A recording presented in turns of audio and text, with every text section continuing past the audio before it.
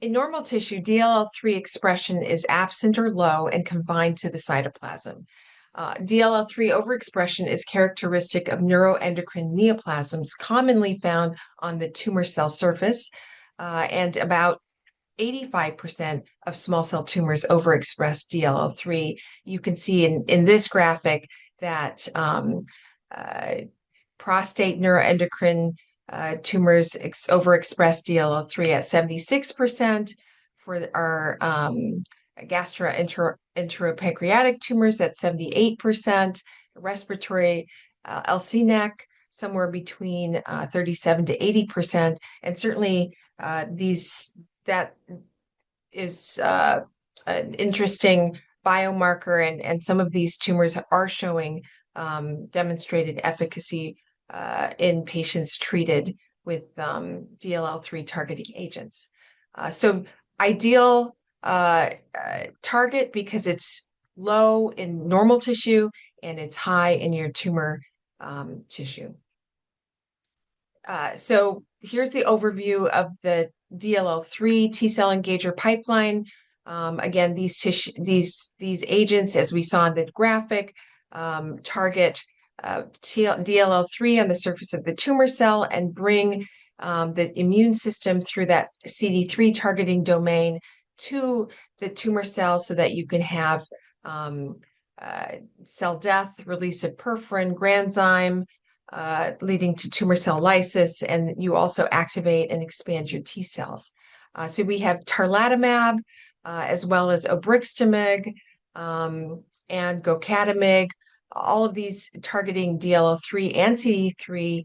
The gocatamig also has this anti-albumin domain that helps with the half-life. Okay, so let's go to the Delphi 304 study that was presented at ASCO 2025 and by Dr. Charlie Rudin. These patients were randomized in the second line to tarlatamab versus chemotherapy investigator choice. That included largely topotecan, but also lurbinectedin and a few patients with amrubicin in this global population. These patients had progression after first-line platinum plus or minus anti-PD-L1, a good PS of 0 or 1, and asymptomatic brain mets were allowed on trial as well as treated brain metastases. The primary endpoint was overall survival. And the next slide, here's the baseline characteristics, and pretty balanced between most.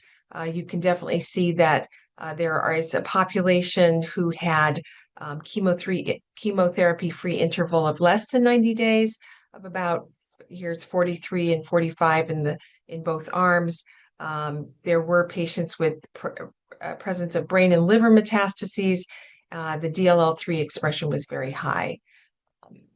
Here's the money slide, the overall survival, and you can see there's definitely a separation in the curves. The median overall survival, almost a 5-month benefit in the Tarla arm, was 13.6 months versus 8.3 in the chemo arm, with a hazard ratio of 0.6, and definitely a positive trial here, confirming the role of tarlatamab in the second line for small cell lung cancer.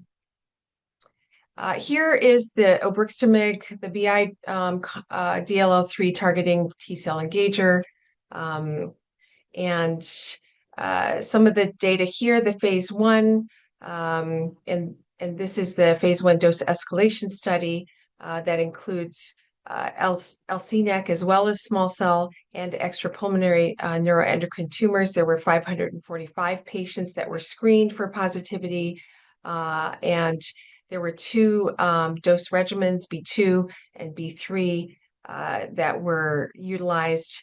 B2 had 2 step-up doses, followed by fixed once weekly dose on day 1 of a 3-week cycle, and B3 had the 3 step-up doses once weekly for the first 3 weeks, and then the target dose once weekly for 3 weeks, and then every 3 weeks. And the main thing to note here is really that the CRS or cytokine release syndrome really occurs upon first exposure. So the step-up doses, dose 1 and dose 2 in the B2 regimen, almost no grade 3 or 4 events. And in the B3 regimen, again, about 35% with the first dose, and then dropping to 20% in the dose 2 and dose 3. And again, almost very few grade 3 or 4 events.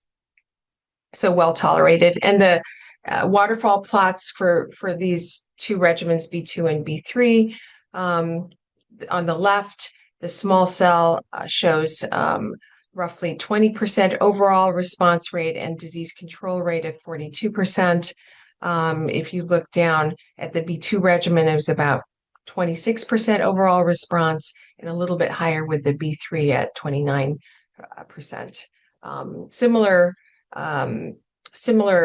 waterfall plots in the extrapulmonary neuroendocrine tumor and LCNEC, although fewer patients in the LCNEC cohort. So for the gocatamic Merck compound, the response rate, here's the waterfall plot in their phase 1 study. Overall response rate is about 40%. That's for 28 patients. Looks also promising in the neuroendocrine tumors as well. Okay, now focusing on emerging concepts for DLL3 targeted treatments. This is the Delphi 301 phase 1 tarlatamab maintenance that was presented by Dr. Paulson at World Lung in 2025. And these patients, after induction chemo plus anti-PD-L1, went on to maintenance with either tarlatamab plus atezo or tarlatamab plus durva. The overall survival calculated from the time of randomization, the median was 25 months. And just remember, for the Inforte trial, it was around 13 months. So this obviously looks very, very promising. But it's still phase 1 data.